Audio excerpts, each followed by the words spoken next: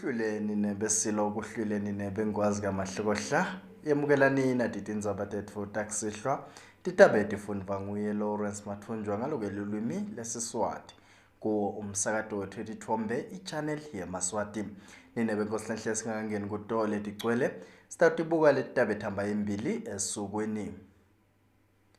emaswati lavaleleka eveni laseningizimu Afrika sekabhale incwadzi abhalela mengameli wakulela live kutsi abuyise umhlaba wabo laba uthatha. Kunatsatse endzaweni yakalozitha lokhala ngekuthi umnakabo uyamhlupha uthi umnakabo ufikile wajuba tihlahla khona ke ekhaya. Bazalwane belibandla le-Faith Christian Fellowship bakhuthazwa ukuthi bachubeke nembono wemprofethi Jeremiya losasishiyile emhlabeni. Ninebenkosilenhle sitawutibuka setigcwele tanamuhla. Libandla lemaswati lavaleleka eveni laseningizimu Afrika selibhaleke incwadzi layibhekisa kuye mengameli walo live laseningizimu Afrika umnumzane Cyril Ramaphosa ukuthi abuyiseke umhlaba wabo labawuthatha balive laseningizimu Afrika. Umbiko logcwele uyalandzela. Libandla lemaswati lavalelwa ngumncele wafakwa ngumbuso welibandlululo eMaswati Sovereign Restoration Committee selibhalele umengameli wesikhwahlande nomzane Matamela Cyril Ramaphosa ukuthi kubuyiselwe umhlaba weMaswati ngaphansi kwenkosi yabo ingwenyama silo semhlaba. Baphindze futhi babhalela nayo i-AU. Libandla lisebenzise isigaba se-34 semthetho sisekelo walela live. Mabhalane waleli bandla Dinizwa Mkhalsha uchaza kabanti. Impumalanga yonke umhlaba weMaswati. UN ithathe i-resolution in 1962 ukuthi iSouth Africa ibuyisele umhlaba weMaswati, umhlaba weLesotho, umhlaba weBatswana. Ever since then, iSouth Africa ayikawubuyiseli umhlaba. Simbhalele uPresident weSouth Africa simkhumbuza ukuthi akabuyisele lo mhlaba weMaswati. Njengoba nathi ukuthi wanyalo sina we have been assimilated into South African identity. Maswati. So eMaswati have lost their identity. Umntwana Ngozi Menzo uthi eMaswati lamaningi lavaleleka eMpumalanga abhekana netimo letehlukahlukene ukuthi eMaswati lakumshiyalo wa bangakhona kuya enkosini yabo ngenxa yokuthi liningi leMaswati etetincwadzi tebuve kanye nemaphepha labagunyata ukuthi bangene eSwatini. Kakhulu ke inkinga lesiyibukile lokuthi atawade eMaswati ukuthi thina sisive sinye nanoma sihlukaniswe kulomncele. Kunebantwana ke labakhona ngala lokufuneka ukuthi lesinye isikhathi bangene ngekhathi eSwatini. Labangenawo lamapasi, labangenawo nema-passport ukuthi baphume. Lesibukileke ukuthi lo budlelwane bethu sibakhe buqhubeke njengoba bekwendeka itolo. Tindzabeni te-channel eMaswati ngitona Misbek Moses Matimba ngise-Jakastad. Emaphoyisa eMango asendzaweni yakumacubulwane sekamukele tintfo tekusebenta kuke ummango wakhona ke kumacubulwane kanike loku kuvele kuko umhlangano lobukhona ilangeni lanamuhla wawukummango wakumacubulwane lapho khona baphindze babathulelana buke bacukuteli labasha labatosebenta ngaphansi kwawo lo mmango.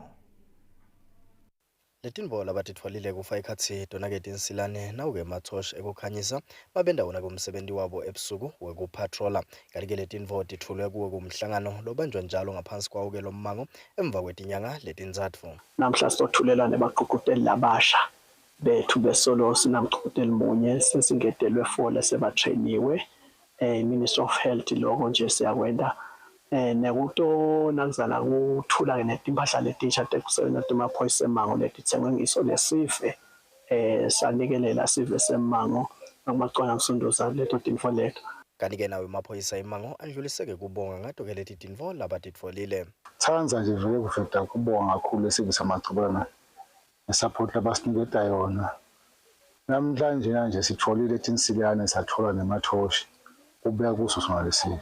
Kanti-ke kuwo lona mhlangano baphindze bathulelwa bona-ke bacukuteli labane lababuya kufundza labatosebenza ngaphansi kwawo ummango wakumacobolwane. Siteke kutobathula namuhla emangweni wabo ngesizathu sekuthi vele kwasekuqaleni sacela ukuthi kube ngilommango lobakhethako kuze ukuthi atobuya lo mcucuteli atosebenzela khona la emangweni. So namuhla ke bese kutobathula ukuthi siyacela ukuthi njengoba sesibatrainile kuleti nyanga letintathu sesiyacela ummango ubemukele phindze ubasekele basenda lo msebenzi wabo ucucuteli. Kanike nabo labaqhuquteli bavetile ukuthi kuletifundvo bebatingenele yini lemcokwa labayitfolile. Ecala nje basifundise ngaloku hlandeka nje emakhaya lokho ukuthi kufunala ikhaya lihlale lingelihlobile. Nange ukuthi ke bomake labatetfele kufuna sibanekekele kusukela ekuqaleni. Make simtshele nje ukuthi kusukela inyanga yisuka nje angahlangani 3 months kufuna aye emtholampilo.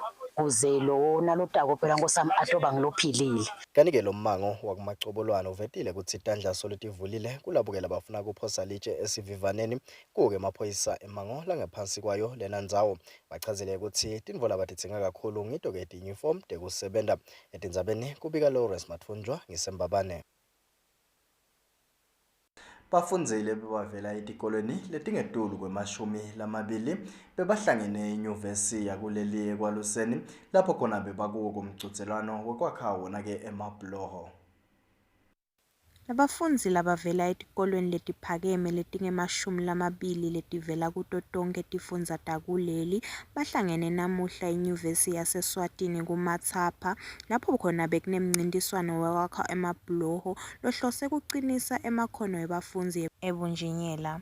Leli lunga le-Science Panel ukhutsate bafundzi kutsi bayingenele imincintiswano lefana nalena njengoba kubavulela ematfuba. Tiko laka education egameni le-Science Panel la Kangwane siyakhutsata ukuthi bantwana they should take part in STEM activities lefana nalabo bridge building lapha nje kwakhiwa bonjiniyela lapha njengoba kunema-floods nje in the country kudingeka amabloho latawulasta la-sustainable. So ke labantwana sibaniketeni lamathuba njengoba nje CBE asho seka-emphasize kuma-skills. Le skill lesi nje labanaso labasithatha labantwana namhla se-lifetime. Above all futhi batawuhamba baye ngaphandle bayokhompyutha nje South Africa. Lamuhla bayacucelana kuleli hlangothi category lekuthiwa i-bridge competition. Lotawina lamuhla utawuhamba position 1 utawuhamba ayokhompyutha eSouth Africa.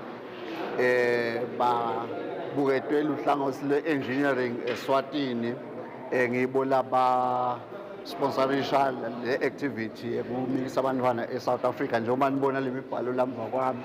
That is the company lekhona ukuthi ibonjiniyela bakhona ukuthi basendele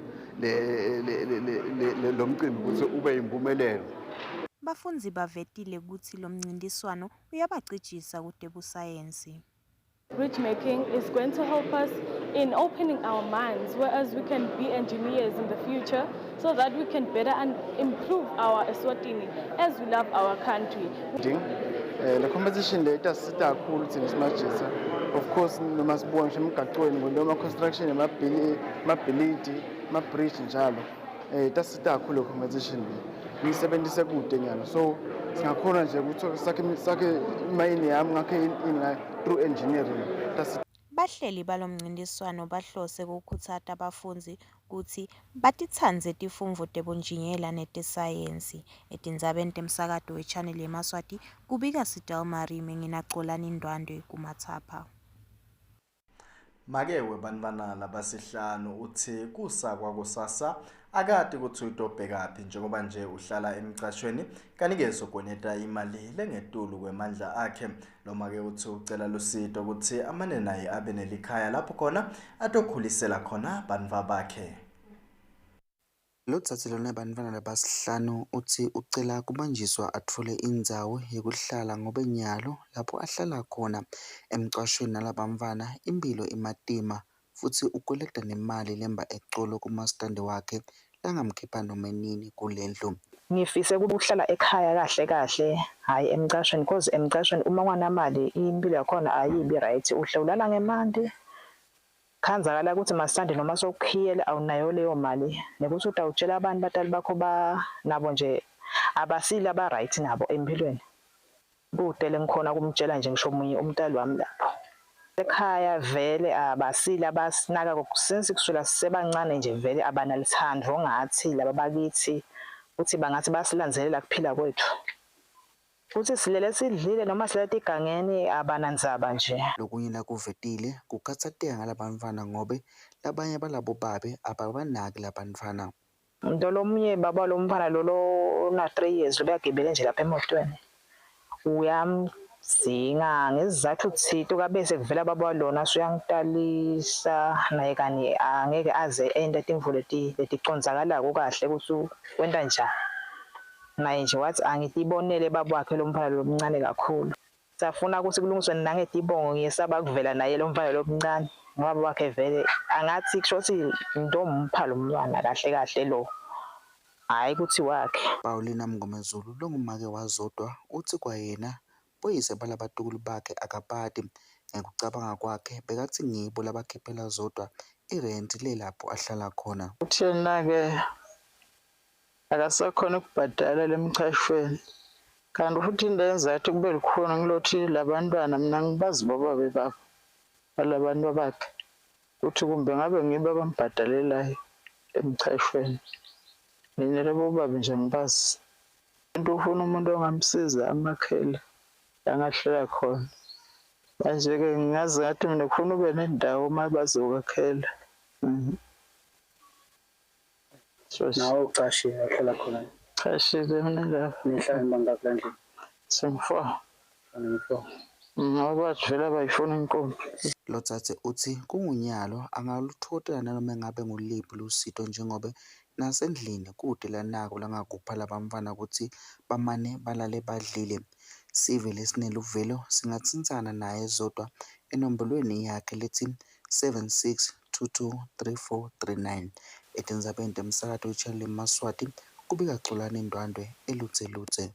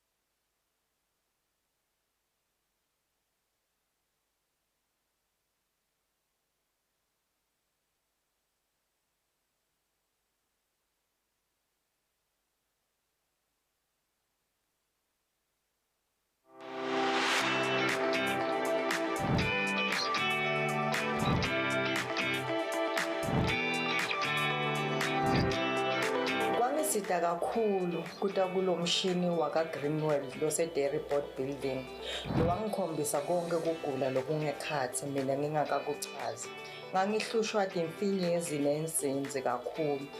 Imithi ngayithola khona nyalo senge ngomcemane.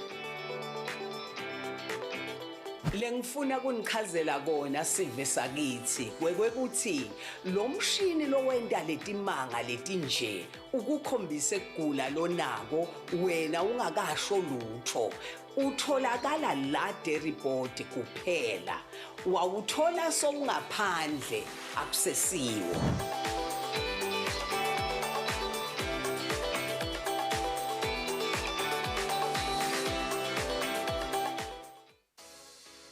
Mvivani Biggest Bride 2026 seyifikile mhla ka-23 July Educational Day lapho abafundi badobe banema-Khoisan nama-Bushman kudoba ngo-50 emalangeni nje kuphela umfundi ngemgcibelo mhla ka-25 July sengilo lilanga lelikhulu le Mvivani Biggest Bride lapho kutoba nemidlalo wesibhakela kuchuthelana tihlabane tabomake nabobabe. Bakhona abashaveleli basemaveni angaphandle kwakuleli kufaka ekhathi iSouth Africa neMozambique nebashaveleli bakuleli. Ikhona iCaspian imidlalo yebantfwana. Inyama yona idobe ibekwe elahleni. 180 emalangeni ama-Alibert tickets, 200 emalangeni ededeni. Akhona ema-packages lahamba nekwekosa. Lingashona kuqala i-all night gig 6 to 6.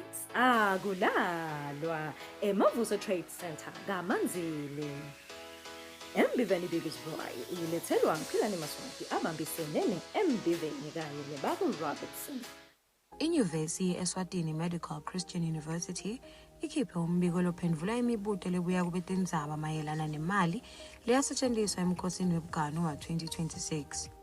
Le nyuvesi ithi tem sinqumo sekuya kulo mkhosi asithathwanga ngumuntu munye kodwa sathathwa ngumkhandlu wenyuvesi lokunguwona ubuke kuthatha tinqumo. Noma Vice Chancellor Paul Young bekacale waphikisa ukuthi inyuvesi ingayi kulo mkhosi ngokwenkolo yakhe yobuKristu. Umkhandlu wabuyeketa lendzaba wase uncuma ukuthi inyuvesi kufanele idlale indima yayo njengendlela yokuhlonipha amasiko kanye nemihambo yeMaswati. Lo mkhandlu wagcizelela ukuthi tinqumo tawo tiphakeme kunemibono yemuntu munye futhi wathi inyuvesi itawuchubeka nekukhutsata kubumbana kwesive, kuhlonipha amasiko kanye nekusebenzisana nato tonke tinhlangothi yeveni. Endzabeni yekusetshenziswa kwemali, inyuvesi iyachaza ukuthi yonke imali yasetshenziswa umsebenzi lesemthethweni kuphela, lokufaka ekhathi indzawo yekulala nekudla kwetisebenzi lebetiyomelela inyuvesi yemkhosini kanye nekuthengwa kwebugano njengengcenye yekulandzela amasiko yesive. Indzawo yekulala beyise Pixby Hotel lokuyinkampani yahulumende, lokusho ukuthi imali yasebenta ngekhathi kuhulumende. Le nyuvesi iqinisekisa ukutinikela kwayo kusebenteni ngalokusebaleni, ngekwethembeka, ngebuholi lobuhle kanye nekuhlonipha amasiko nemihambo yelive. Umkhosi webugano ngumcimbi lobalulekile ekuhlonipheni imihambo, buntu kanye nebunye besive. Futhi bakhuthata sive ukuthi sichubeke sivete imibuto lesinayo nganoma ngabe yini leyendeka enyuvesi.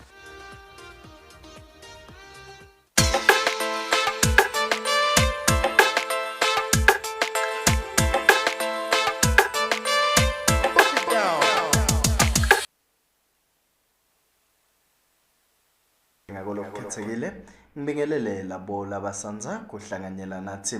Sitaqhubeka nato ke tindzaba tethu ninebengwazi kamahlokohla.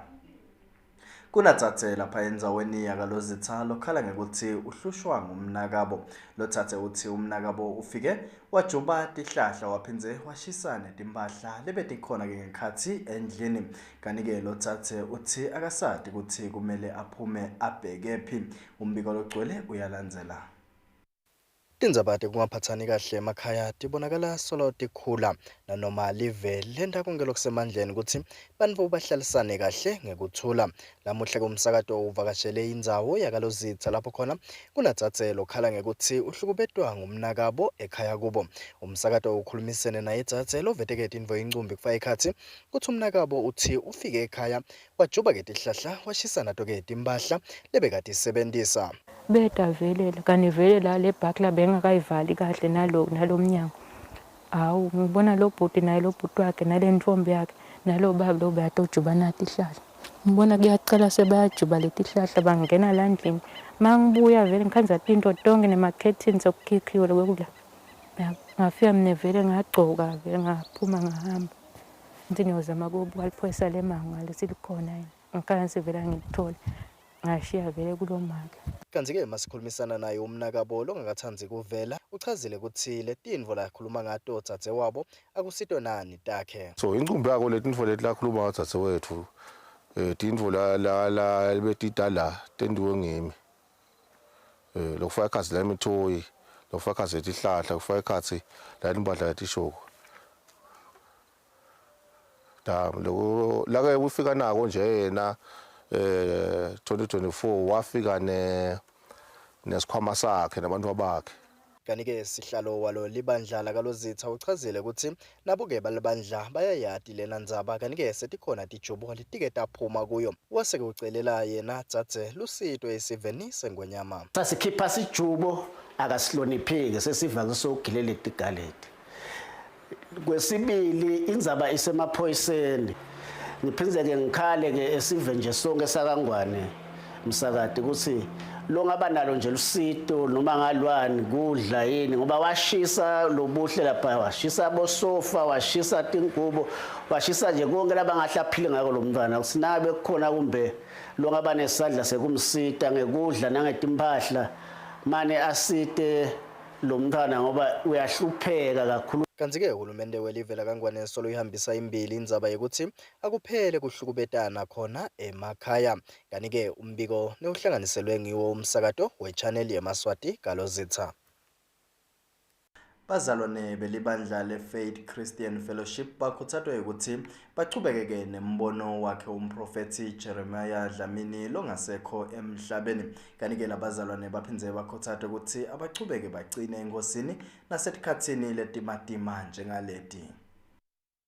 Kube inkonzo lengakejwayeleki kubazalwane belibandla le-Christian Fellowship eNgwane Park emva yokuthi buholi baleli bandla bubikele bazalwane ngalokusemthethweni ngekusishiya emhlabeni kwemprofethi Jeremiah Dlamini. Lo mprofethi abengumholi waleli bandla elinemagatsha langetulu kweli-15 kanti lamanye alo a7 laseNingizimu Afrika kanti usishiye emhlabeni ngelilanga langalesihlanu. Umfundisi Bonisile Masangane uthi kuhamba kwemprofethi akusho kufa kwembono waleli bandla kepha batawuchubeka ngako bazalwane batawuma bagcine enkosini. Ngabe siphathisile angakahambi ukuthi asikhulume nelibandla ukuthi njengoba uNkulunkulu abembitele kulo mbono wokumkholwa asime ekukholweni sicine singangabati waze wasiniketa nemibhalo lasiniketa yona wasiniketa Romans 4 wathi angitshele libandla lifunze lapho liticinise ngalawo mara ukuthi lime kuloko lalifundzise kona lokulivula uNkulunkulu wase phindze siniketa Mark 11:23 na 24 lapho kufundzeka khona ukuthi nasikholwa singangabati siyawutshela insaba lemembe kwethu icukumeke iphoseke lwandle. Sabuya-ke salitshela libandla ekuphileni kwakhe kulesimo ngoba uNkulunkulu ubenako kumbulela ukuthi asho into letithide. Emva kwaloko-ke kwase kuba khona ukuthi asho amagama lamathathu la siwakhulumile nje namuhla uthi libandla mfundisi alende nathi into letintsathu nalende tona kuyawulihambela kahle. Wabala kwekucala wathi nasiya ukume kumkholweni uNkulunkulu singamngabadi kutasihambela kahle sibambe tifundziso lasifundise tona wase kwegcina sokuthi-ke sichubeke nalombono lo nkulunkulu uthembekile kukufeza lokhu lakuthembisile nala kumisa ngalombono. Umfundisi uphindze waveta ukuthi balibandla bazatawusebenzisana kakhulu nemndeni wakaDlamini kuchubekela embili nemsebenzi waNkulunkulu. Etindzabeni temsakato we-channel yeMaswati kubika Xolani Ndwandwe eNgwane Park.